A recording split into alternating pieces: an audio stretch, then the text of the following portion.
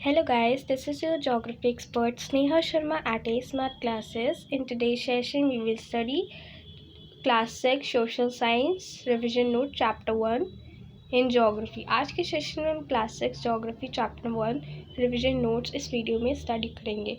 So let me have start. If we look at sky in the night, अगर आप रात के समय में आसमान को देखेंगे, it seems to be filled with tiny shining object. तब आप स्काई में देखिएगा, आसमान में जब रात के समय में, तो आपको शाइनिंग ऑब्जेक्ट्स शाइन कर रहे होंगे. ठीक है, कुछ ब्राइट्स होंगे तो कुछ डिम होंगे. ठीक है, they seem to be twinkling. Once a month में आप लोग फुल मून देखेंगे. ठीक है, you can not see it at all. आप ये फुल मून डेली नहीं देख सकते, आप सिर्फ इसे वंस अ मंथ में ही देख सकते हैं. It is a new moon. जिस दिन फुल मून निकलता है तो उस दिन वो न्यू मून होता है, और अमावस्या की रात भी कहा जाता है. The sun, moon, stars and planet and all those object shining in this nights are called celestial bodies. देखिए, सन, मून, स्टार्स, प्लैनेट्स और अदर ऑब्जेक्ट्स जो शाइनिंग करेंगे स्काई आसमान में रात के समय में, तो उसको हम क्या बोलेंगे? Celestial bodies. Some celestial bodies are very big and hot. कुछ सेलेस्टियल बॉडीज़ बिग भी होते हैं और हॉट भी होते हैं. They are made of gas. और ये किससे बने होते हैं? गैस से. Have their own heat and light. इनके पास खुद की हीट भी होती है और खुद की लाइट भी होती है. They emit in large amount. The celestial bodies are called star. और ये जो सेलेस्टियल बॉडीज़ है, इनको हम लोग क्या बोलते हैं? Star. The sun is a star. Now next, while watching the night sky. जब आप रात के समय में आसमान को देख लेते हो, उसके बाद आपने नोटिस किया होगा कि बहुत सारे वेरियस पैटर्न फॉर्म होते होंगे.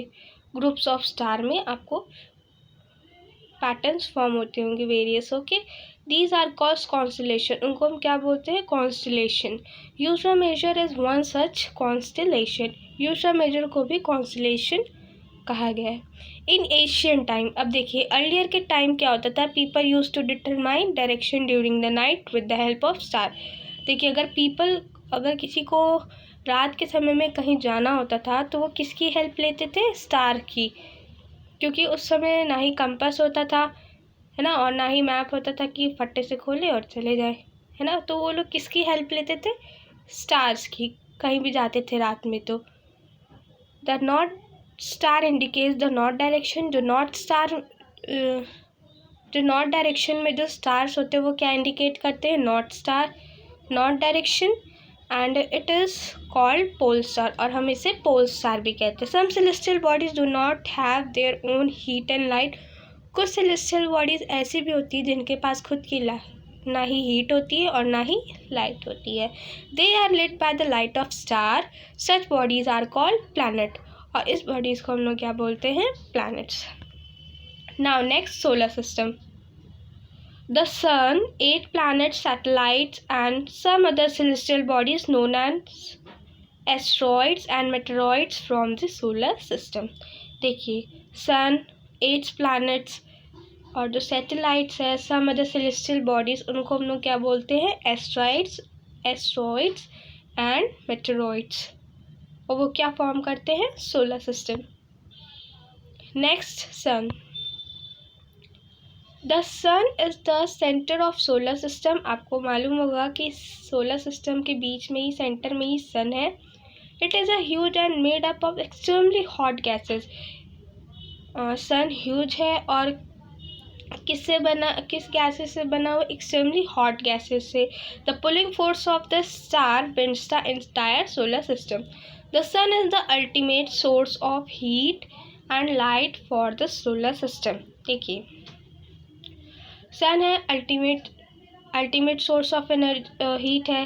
ओके, एंड इसकी जो लाइट्स है वो किसके लिए? सोलर सिस्टम्स के लिए. Now next, planets. The word planets come from the Greek word planetary, which mean wanderer. Next, there are the 8 planets in our solar system: Mercury, Venus to Neptune. आपको पता होगा कि 8 planets in our solar system, Mercury to Neptune.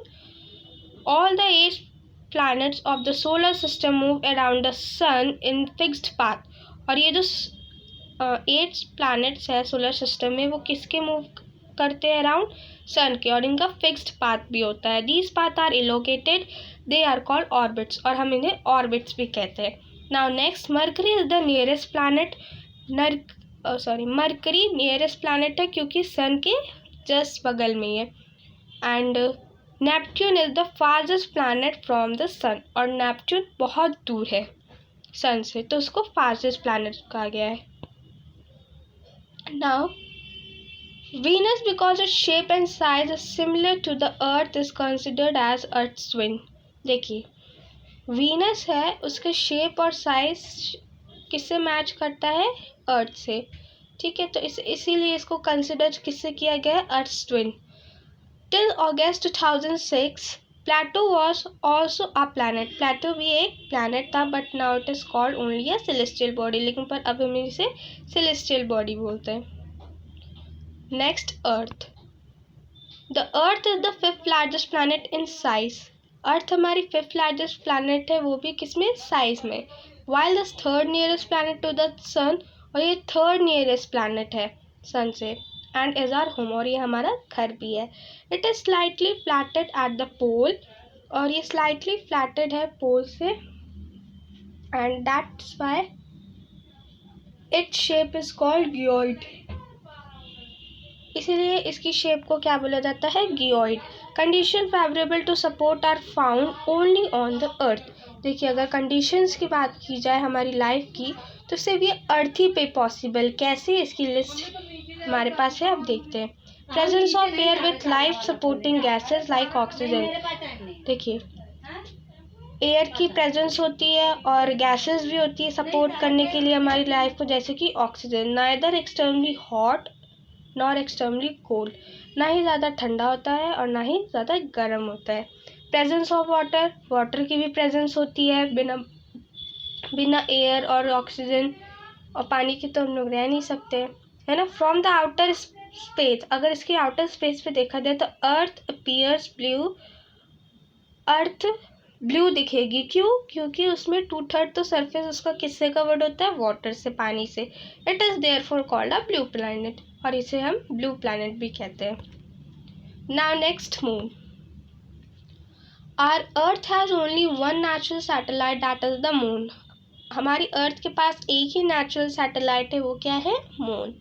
It appears so big. ये बहुत बड़ा होता है because it is nearer to our planet than other than celestial bodies. और ये हमारे प्लानट के भी पास में ही है, नियरर है. ठीक है. The moon moves around the Earth. Moon moves करता है किसके अराउंड? अर्थ के, in about 27 days and 8 hours. और एग्जैक्टली में सेम टाइम लेता है 1 स्पाइन कंप्लीट करता है अर्थ पे. This make only one side of the moon visible from the sun. आपको एक ही साइड मून की विजिबल होगी अर्थ पे. The moon does not have condition favourable for life. देखिए, मून पे हमारी कंडीशन नहीं ठीक रह सकती है. क्यों? क्योंकि ना ही वहाँ पे ऑक्सीजन होता है, ना ही वहाँ वाटर है. ठीक है, तो हम वहाँ पे नहीं जी सकते. ठीक है, वरना हमारी डेथ हो जाएगी इनके बिना. The surface of the moon is covered with plains, mountains and depression. देखिए, जो मून की सरफेस है वो किससे कवर्ड है? Plain, mountains and depression, which is observable shadow. और आपको उसकी शैडो दिखेगी कब? जब फुल मून निकलेगा, जैसे कि न्यू नाइट. ठीक है, न्यू फुल मून निकलेगा तभी आपको इनकी जो प्लेन्स है, माउंटेन्स है और भी जो चीज़ें वो आपको ऑब्जर्व होगी शैडो की फॉर्म में. Next, asteroid. There are numerous tiny bodies which also move around the sun. कुछ न्यूमेरियस टाइनीज बॉडीज ऐसी भी है जो सन के मूव अराउंड करती है. ठीक है, these bodies are called asteroid, और हम इसे एस्ट्रॉइड्स भी कहते हैं. Now next, they are found between the orbit. ये ऑर्बिट्स के बीच में फाउंड होती है, Mars and Jupiter. The scientist believe that these are the parts of the planet which are formed by the explosion of that planet many years ago. देखिए जो scientist है वो बिलीव करते हैं कि ये भी किसके पार्ट हैं, प्लैनेट्स के। Now next meteoroids. The small pieces of rock which move around the sun are called meteoroids. जो small pieces of rock है वो around किसके around करता है, मूव सन के, ठीक है, तो इसे हम लोग क्या बोलते हैं, meteoroids. Sometimes these objects come close to the earth, और sometimes क्या होता है कि ऑब्जेक्ट्स किसके करीब आने लगते हैं, अर्थ के, ठीक है. Drop upon it, while dropping on the earth they get heated up. जब ये लोग अर्थ के अंदर आ जाते हैं तब ये क्या होते हैं, हीट होने लगते हैं, बहुत हीटेड हो जाते हैं और बर्न करने लगते हैं due to friction with the airs and appears. और देखिए आपको अपीयर्स होगा कि फ्लैश ऑफ लाइट्स है.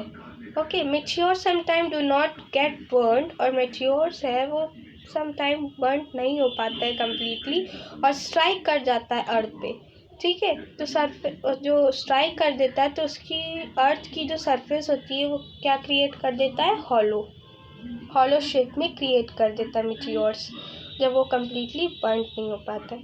Now next, a galaxy is a huge system of billions of star. जो गैलेक्सी वो ह्यूज सिस्टम है किसके लिए, billions of stars and clouds of dust and gases. These are called million of such galaxies. जो millions of such galaxies है वो क्या make करती हैं, universe. Our solar system is a part of milky way galaxy. जो solar system है वो किसका पार्ट है, मिल्की वे गैलेक्सी का. This galaxy is a cluster of millions of stars. ये जो गैलेक्सी है cluster of millions of stars है. That appear as a glowing path, और हमें अपीयर्स होता है कि glowing path across the sky on a clear night. Now next last, it was name Akashganga. और इसको किसने नेम दिया था, आकाशगंगा ने. On the basis of imagination के बेसिस किया था, जो एशियन मतलब अर्लियर टाइम में इंडिया में हुआ था. डैट इज़ अ रिवर, जो कि रिवर था of light flowing in the sky, और जो लाइटली फ्लो होता है स्काई में. ओके, आई होप आपको रिविजन नोट्स क्लियर होंगे. अगर आपको कोई भी डाउट हो तो आप कमेंट बॉक्स में कमेंट कर सकते हैं. And if you like the video, do like, share, and don't forget to subscribe A Smart Classes for quick notification. And if you want the PDF of this video, then you can join our Telegram channel given in the description box, and you can also go to Telegram and search A Smart Classes 2020. Until next time, keep learning, keep practicing. Have a great day. Next time मैं इस chapter number 1 की पूरी explanation and exercises भी बनाऊंगी. Take care, bye bye.